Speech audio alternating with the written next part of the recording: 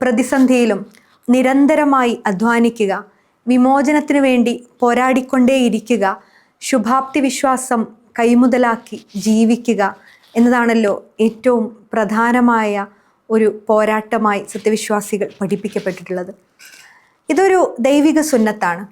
നിരന്തരമായി അധ്വാനിക്കുക എന്ന് പറയുന്ന ദൈവിക സുന്നത്തിൻ്റെ ഒരു മാതൃക ഹാജറയുടെ സഅയിൽ നമുക്ക് കാണാൻ സാധിക്കും.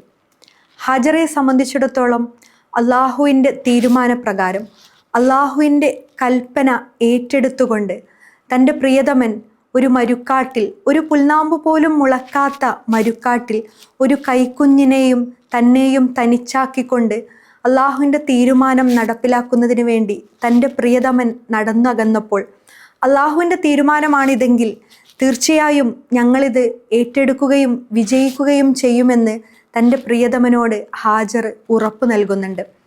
ആ ഉറപ്പിലേക്കുള്ള പോരാട്ടമായിരുന്നു പിന്നീട് അങ്ങോട്ട് അറേബ്യൻ നാഗരികത രൂപപ്പെടുത്തുന്നതിലേക്ക് വരെ വഴി നടത്തപ്പെട്ടത് എന്നതാണ്.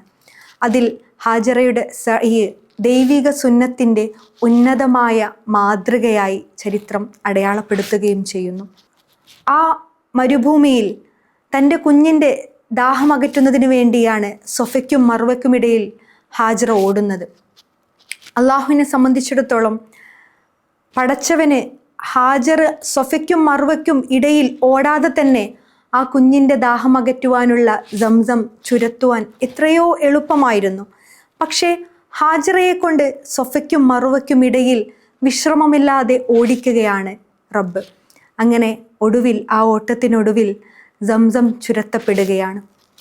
നമ്മുടെ മുമ്പിൽ ഭൗതികമോ അല്ലെങ്കിൽ ആത്മീയമോ ആയ ഏതൊരു ലക്ഷ്യമുണ്ടെങ്കിലും ആ ലക്ഷ്യ സാക്ഷാത്കാരത്തിന് വേണ്ടി നിരന്തരമായി അധ്വാനിക്കുക, വിമോചനത്തിനായി നിരന്തരമായി പോരാടിക്കൊണ്ടേയിരിക്കുക എന്ന് പറയുന്ന അതിമഹത്തായ ഒരു ദൈവിക സുന്നത്തിൻ്റെ മാതൃകയാണ് യഥാർത്ഥത്തിൽ ഹാജറയുടെ സഅയിലൂടെ പൂർത്തീകരിക്കപ്പെട്ടത് എന്നുള്ളതാണ്.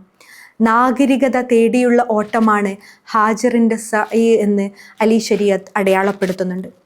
ഒരിക്കലും ഒരു നാഗരികതയും പോരാട്ടങ്ങളുടെയോ അല്ലെങ്കിൽ നിരന്തരമായ അധ്വാനങ്ങളിലൂടെയോ അല്ലാതെ രൂപപ്പെടുകയോ സംസ്ഥാപിക്കപ്പെടുകയോ ചെയ്തിട്ടില്ല. നിരന്തരമായി ആത്മവിശ്വാസം കൈമുതലാക്കിക്കൊണ്ട് പടച്ചവനിൽ തവക്കുല് ചെയ്തുകൊണ്ട് മുന്നേറിക്കൊണ്ടിരിക്കുക. ഹാജറയുടെ സഅയിന് ശേഷം സൊഫയ്ക്കും മർവയ്ക്കുമിടയിൽ ഹാജർ തൻ്റെ കുഞ്ഞിൻ്റെ ദാഹമകറ്റുന്നതിന് വേണ്ടി ഒരിറ്റു ജലത്തിനായി ഓടിയതിനു ശേഷം അള്ളാഹു സംസം ചുരത്തുക മാത്രമല്ല ചെയ്തത്, അല്ലെങ്കിൽ അങ്ങനെ ഒരു തെളിനീരുറവ മരുഭൂവിൽ രൂപപ്പെടുത്തുന്നതിലൂടെ അറേബ്യൻ നാഗരികത രൂപപ്പെടുകയായിരുന്നു. അറേബ്യൻ നാഗരികതയുടെ മാതാവായി, മക്ക പട്ടണത്തിൻ്റെ ശില്പിയായി, അനേകം വരുന്ന അറേബ്യൻ സമൂഹത്തിൻ്റെ മാതാവായി, നാഗരികതയുടെ ശില്പിയായി ഹാജറ ഉയർത്തപ്പെടുകയായിരുന്നു. എങ്ങനെയുള്ള ഹാജറ? ഈജിപ്തുകാരിയായ കേവലം അടിമ സ്ത്രീയായ ഹാജറ. അടിച്ചമർത്തപ്പെട്ട ജനവിഭാഗങ്ങളെ ലോകത്തിൻ്റെ അധികാര സിംഹാസനത്തിലേക്ക് കൈപിടിച്ചുയർത്തുമെന്ന അള്ളാഹുവിൻ്റെ വാഗ്ദാനം പുലരുകയായിരുന്നു. ലോക നാഗരികതയുടെ മാതാവായി, അറേബ്യ പട്ടണത്തിൻ്റെ ശില്പിയായി, ഹാജിമാരുടെ മാതാവായി, സഈൻ്റെ മുൻഗാമിയായി, തൊവാഫിൻ്റെ മുൻഗാമിയായി ഹാജറ ചരിത്രത്തിൽ അടയാളപ്പെടുത്തപ്പെട്ടുകൊണ്ടേയിരിക്കുകയാണ്.